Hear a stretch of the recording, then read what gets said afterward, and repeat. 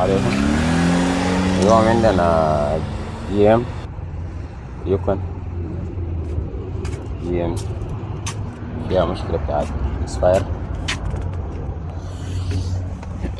شبكناها على جهاز الفحص ونشوف الحاصل معاه شنو ان شاء الله.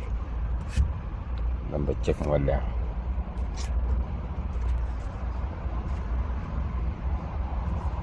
نبدأ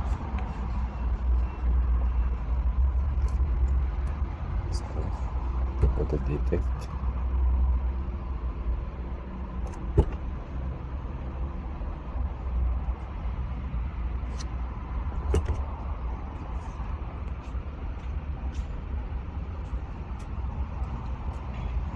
غير الفي نمبر. اوكي اوكي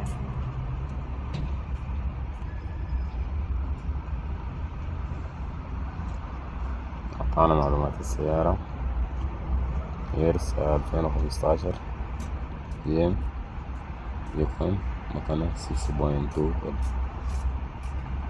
اوكي نقول له اوكي.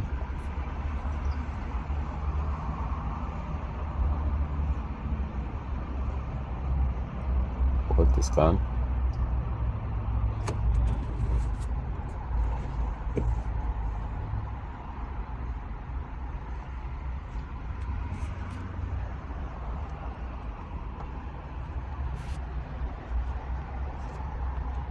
عندنا مشاكل ترانسميشن في اي سي ام بي سي ام. طيب نشوف الانجن.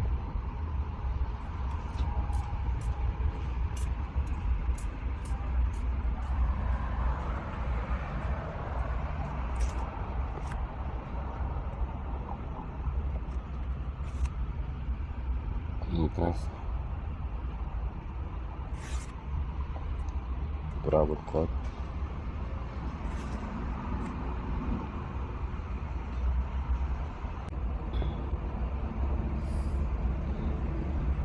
بي زيرو. عندنا هنا بي زيرو، عندنا هنا بي زيرو 3 0. انجين مسفاير عامل مسفاير. عندنا الكود التاني ده هيستوري يو زيرو 104 لست كوميونيكيشن وسيركت كنترول مديول. اوكي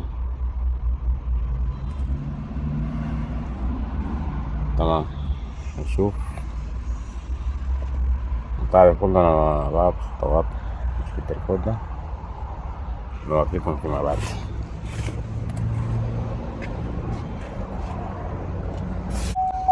الكود ده في مشكلة في بنك 1، في المحرك في بنك 1. طيب نشوف المشكلة وين ان شاء الله ونوافيكم بعد ذاك ان شاء الله. تمام. طيب فكينا الثلاجة عشان نجيك على الدفاقات ان شاء الله. شوف الحظ.